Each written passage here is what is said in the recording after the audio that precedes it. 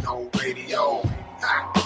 K-Rino Well, let me radio. talk about what you just mentioned, because you talked about the freestyles at Screw's house, and that's one of the elements that we didn't really explore those elements. Y'all took that and built that and mastered that and made that popular, man, just coming off the dome, making those tapes at Screw's house, man.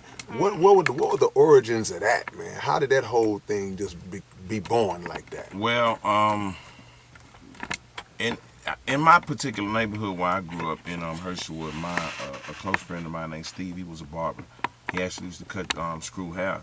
So the era of the tape wasn't as big, but when him cutting screw hair, they was already in format of people going over there making tape.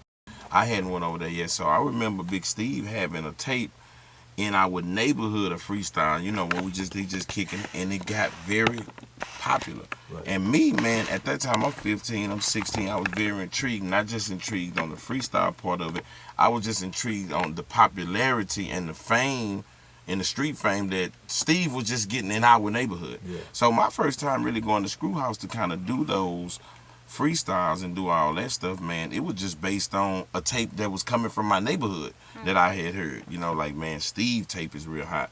So that's when before I got to Screw House, and what people don't understand, I was real great and doing real well at freestyling because I had been working on it and practicing so long. This was something we did in our neighborhood with little radios that we used to call throwdowns, where we just have them on, and not instrumentals. We'd be rapping on beats with y'all playing on them, or music already playing. That's amazing. That's amazing. We just rapping, we just freestyling. So people didn't know, man, by the time the mixtape community and the Screw fans had heard me for the first time, I had already kind of been in the motions of it in my neighborhood from a practicing standpoint. That's why we jumped off so fast by the time we hit the Screw House, because we was already in motion with it. So you had already been through a self-imposed training ground. Oh, yes, for sure. To get you ready. So when you stepped in there, it was like, we ready, man. Yeah, I tell people all the time, it was very important. Like, people think that, like, I idolize Fat Pat, man. I remember him having this they supposed to have this trophy that he had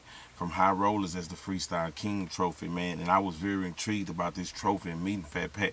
But a funny story to that is, I never heard a Fat Pat song ever before I met him. Right. See, I was intrigued and by the myth of him. Right. You know what I'm saying? Like, of him, man, I had heard nothing. Right. You know what I'm saying? So people always say, man, you know, who's the first person? When I got to Screw House, the first person I heard really on that was somebody from my neighborhood and myself. I didn't hear Fat Pat on Screw House. It was a myth of me hearing about him. So I tell people right now, you can't name a tape. People always say, who made it to Screw House first?